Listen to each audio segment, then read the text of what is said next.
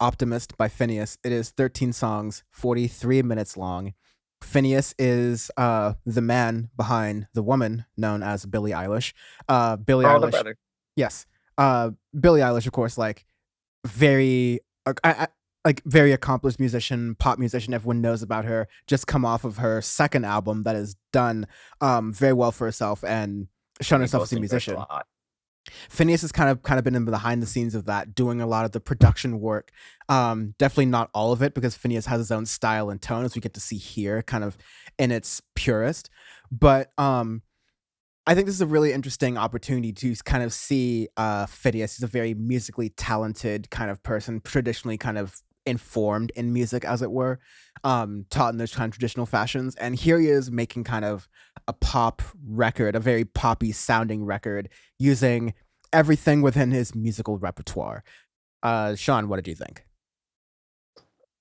It took me 2 listens to get into this album. The second track goes hard in the fucking paint, but we'll get into that in a second.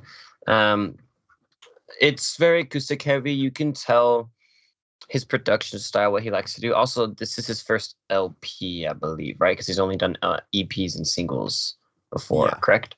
All right. that's what I think. So So, yeah, and I mean, well, here's there's my like favorites. this Blood Harmony Deluxe was like this sort of EP drop. I'd call it a drop kind of thing, Drop, but yeah, let's call it the first proper album. is that exactly first proper album? So guy's just a big just artist in general because he's an actor. He's been on a bunch of different shows and shit, and he's been doing music for a long time as well. He definitely has a style that you can hear now, like within the production, and understand like now more of Billy's music as well. Um, the first track, A Concert 6 Months from Now, it's like a decent track to kind of get you into the album of okay, it's going to be more of that stripped back acoustic singer songwriter style of pop record, and that's true to a point. You have a lot of that in here. You have some other understated pop stuff here. There you have more piano themes and experimental tracks and stuff later on, but we'll get to that. Um, and then you have the second track, The Kids Are All Dying, which I really like. It's one of my favorite pop tracks of the year because of just the lyrics of it are great. I think the lyrics of it are all right. We kind of maybe disagree here. I think it's it's sort of like the background music of it is, or like the lyrics in it are basically, why are we all rapping and celebrating when there are all these like really big like global issues going on? And I we've always do this on Audioface all the time, where what's the line between, oh, this is just like a preachy kind of political song, or oh, this is like woke talking about shit that people normally usually don't. And I have to lean on the side of preachy on this one, because I think the take that oh, there's all these different things going on in the world and nobody's talking about them, people are just sort of like dancing and partying instead, is sort of outdated, I would say. Like it's sort of like a early Trump administration kind of thing. I'd say it's more like of an analysis. I'd say it's more of people have these celebrations and things sort of like as a break, as a respite, as sort of like a response, a counterculture sort of aspect, because the main culture is doing so much, because we are like inundated with so much of the bad that's going on. And that's not to say, oh, let's just brush over that and only think about the good. But I think there's a lot of musicians, Billie Eilish included, your sister included, who are talking about these things in deep ways and talking about the dichotomy of, yeah, I care about all these like issues right now, but I also have to be a person. I have all these like feelings and things. And I want to have all these emotions that aren't just sulking in the darkness and depths of politics. But that's sort of just the thing of it, and like that's sort of just like the last note on it, and the rest of this album is the context of a regular sort of pop album with regular sort of love songs and nothing that seems to go much deeper than that. So like, interesting note there, not like the most sleepy sleep thing ever, but also not like loved if we made it levels of like It's bar not Love stopping If We woke Made. No, either. no, no, no. Love If We Made It is it's a track that will forever go down in the audio face history. Both of us sitting down and listening to it like Jesus Christ, this is an incredible, like, wow.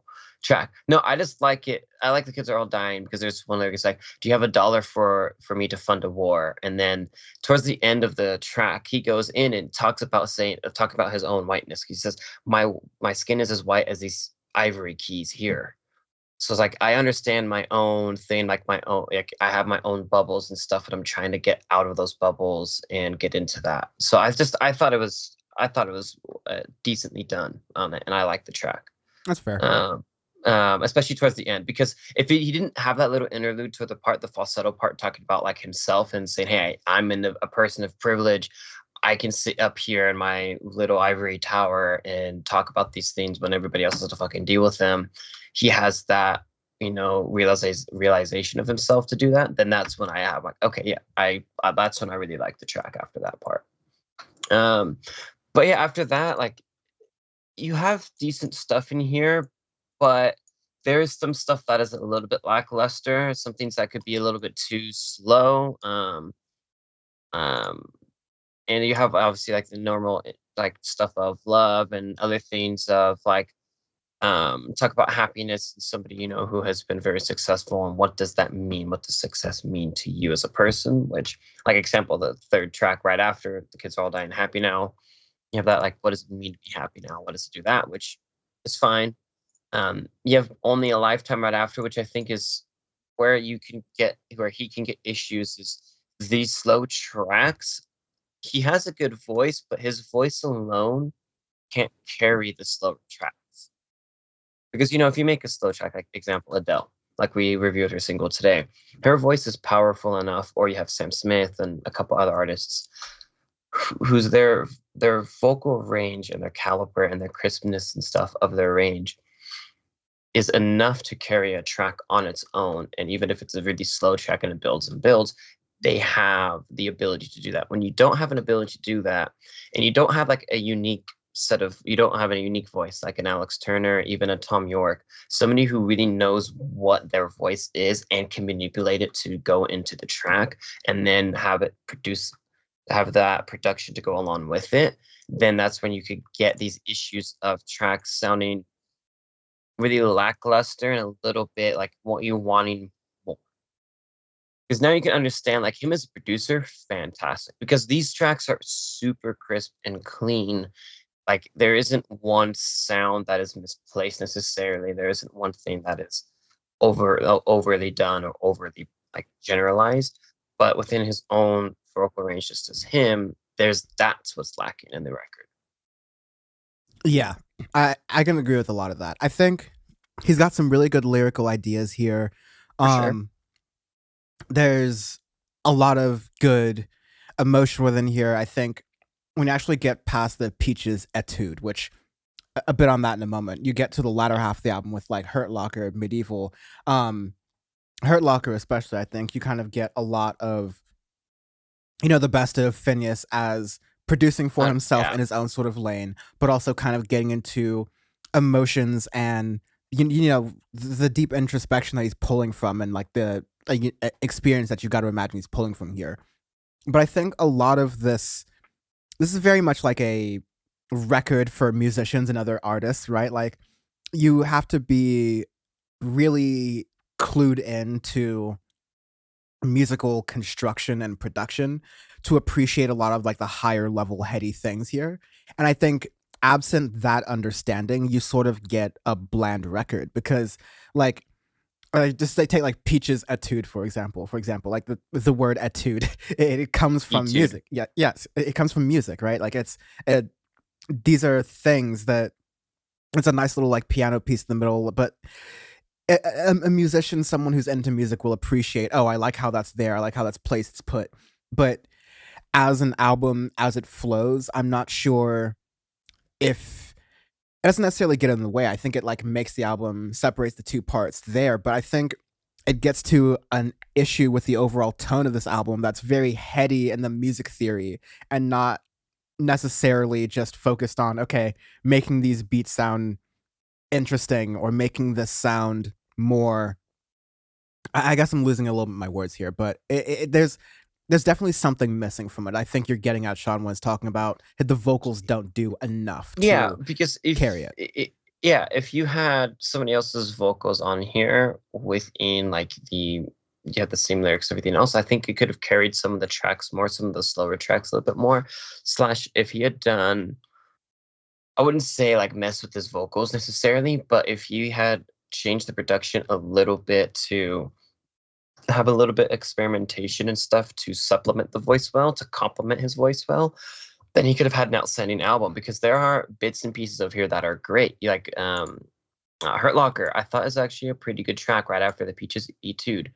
Like towards the middle of that track, you have some pretty good, like good solid pop sounds and stuff in here, which I enjoy. I like the really deep drum bass in here that you get throughout the whole track, and you have some other tracks in here that are pretty good as well. But that's what's lacking a little bit. It's just that, and then figuring out how to balance everything as well is another thing too. Because when he can do that well, it there makes tracks that are good. But if it doesn't, then again, that's when you get that little missingness of you want something. But I think as a full LP, as somebody who is more known as a producer and stuff, and someone who does have obviously his own stuff, um, I thought it's a pretty decent effort for a full LP. We might be a little bit more critical because we know how good he is as a producer by himself, like as himself naturally. But um, for first full LP, I think it's a decent effort.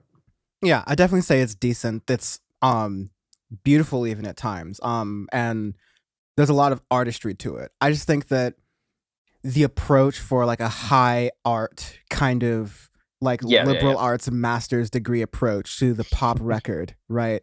I'm not sure if like I feel just like a lot of pretension around this record that's unnecessary. Like I think Phineas can, for his future projects, kind of get rid of that. He doesn't need to prove himself as being like an artist or musician in any of those kind of ways. Just like have a little bit more.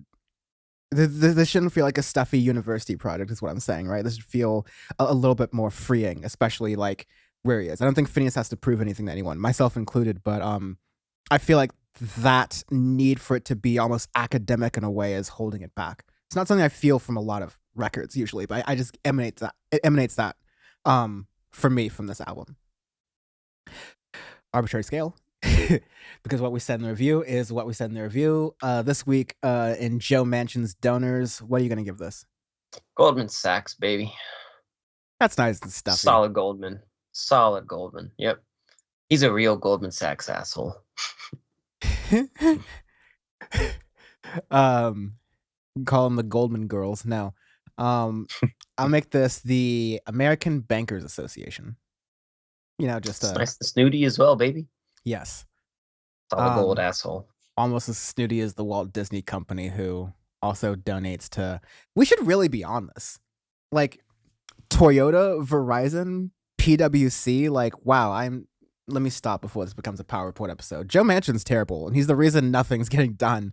Him in cinema. Him, Fucking Kirsten him. Sinema, and a lot of moderate Democrats who are allowing Kirsten Sinema and Joe Manchin to be the fall man and women Chuck for Schumer's them. tiny balls. Hashtag no politics.